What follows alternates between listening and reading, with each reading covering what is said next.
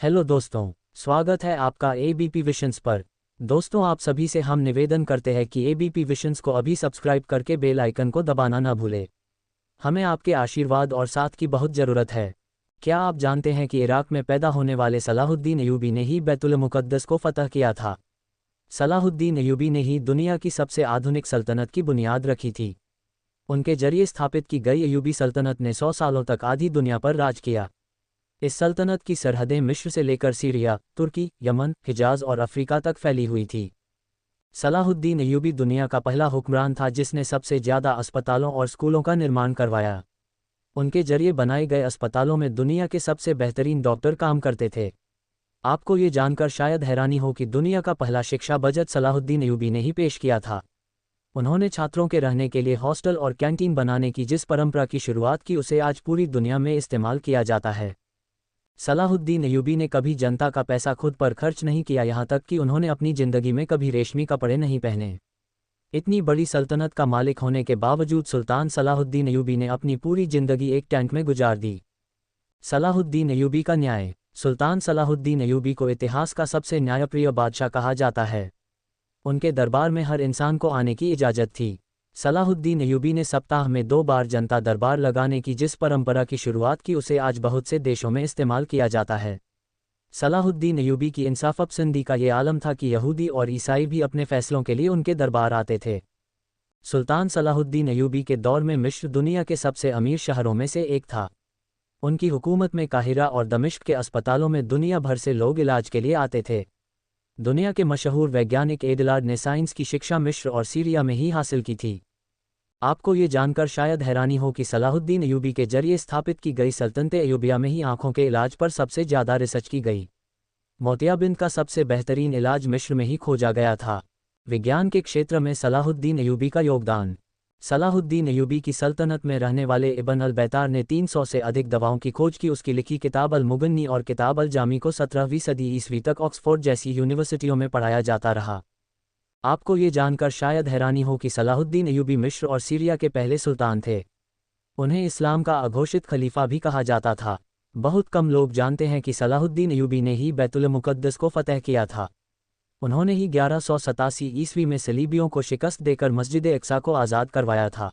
दोस्तों, आप सभी के लिए एबीपी विशंस की तरफ से एक खास सूचना। हम एबीपी विशंस की तरफ से ये घोषणा करते हैं कि हम एबीपी विशंस के कमाई का 50% अनाथ आश्रम, वृद्ध आश्रम और भारत के बेटियों के उज्जवल भविष्य के लिए डोनेट करेंगे, जिसके लिए हमें आपके सपोर्ट की सख्त से सख्त ज़रूरत है।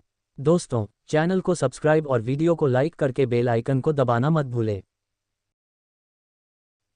सलाहुद्दीन अय्यूबी ने मस्जिद अक्सा कैसे फतह किया।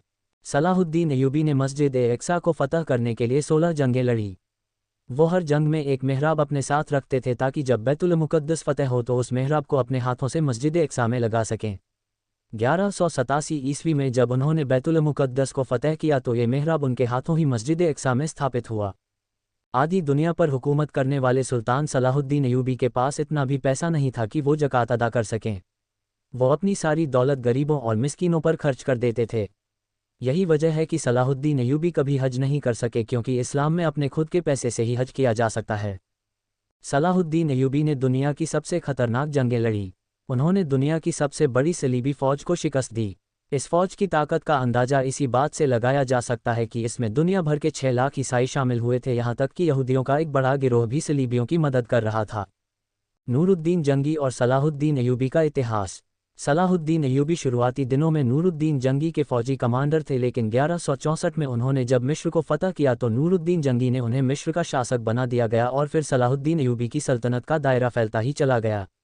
यहाँ तक कि सऊदी अरब से लेकर इराक, शाम, सूडान, तुर्की और अफ्रीका तक का पूरा इलाका सलाहुद्दीन अय्यूबी के कब्जे में आ गया। सुल्तान सलाहुद्दीन अय्यूबी ने सलीबियों से लगातार 12 सालों तक जंग लड़ी। उन्होंने जंगे हित्तीन में अपने 12,000 सिपाहियों की मदद से सलीबियों के 63,000 लश्कर को खाक में मिला दिया। सलाहुद्दीन की इंसाफ-पसंदी के दुश्मन भी कायल थे। उन्होंने बैतुल मुक़द्दस को फतह करते ही ईसाइयों और यहूदियों की माफ़ी का ऐलान कर दिया। उन्होंने ईसाइयों को न सिर्फ बैतुल मुक़द्दस की ज़ियारत की इजाज़त दी बल्कि उनके लिए खाने पीने और रहने तक का इंतज़ाम किया। सलाहुद्दीन अय्यूबी के इस इखलाक से यहूदी और ईसाई इतना प्रभावित हुए कि उन्होंने इस्लाम कबूल कर लिया। सलाहुद्दीन अय्यूबी के होते हुए किसी में मुसलमानों की तरफ आंख उठाने की हिम्मत न थी। यरूशलेम के बादशाह के भाई ने जब मुस्लिम हाजियों के काफिलों को लूटा तो सुल्तान सलाहुद्दीन अय्यूबी ने सरेआम उसका कत्ल कर दिया। सलाहुद्दीन अय्यूबी के जरिए आज़ाद करवाए गए बैतुल-मुक़द्दस पर मुसलमानों ने 750 साल हुकूमत की, लेकिन 1948 में अमेरिका, ब्रिटेन और फ्रांस ने मिलकर फ़िलिस्तीन में एक यहूदी देश इज़राइल की स्थापना कर दी और बैतुल-मुक़द्दस के आधे हिस्से पर यहूदियों ने कब्ज़ा कर लिया। 1967 में होने वाली अरब और इजराइल जंग में बाकी हिस्सा भी यहूदियों के कब्जे में चला गया। बैतुल-मुक़द्दस मुसलमानों का किबला अव्वल था। मुसलमान पहले इसी की तरफ मुँह करके नमाज पढ़ते थे। हजरत मोहम्मद सल्लल्लाहु अलैहि वसल्लम ने यहीं से मेराज का सफ़र तय किया था और मस्जिद अक्सा में ही तमाम नबियों की इमामत की थी। सलाहुद्दीन अय्यूबी ने अपनी पूरी ज़िंदगी मैदान जंग में गुजार दी। उन्होंने 100 से अधिक जंगें लड़ी और ज़्यादातर में फ़तह हासिल की। इस्लामी इतिहास का हीरो। बहुत कम लोग जानते हैं कि सलाहुद्दीन अय्यूबी हाफिज़ कुरान भी थे। उन्होंने मात्र 15 साल की उम्र में ही कुरान हिफ्ज़ कर लिया था। सलाहुद्दीन अय्यूबी तकरीत में पैदा हुए थे। ये वही शहर था जहां बाद में सद्दाम हुसैन जैसा शेर पैदा हुआ। सलाहुद्दीन अय्यूबी को इस्लामी इतिहास का हीरो कहा जाता है।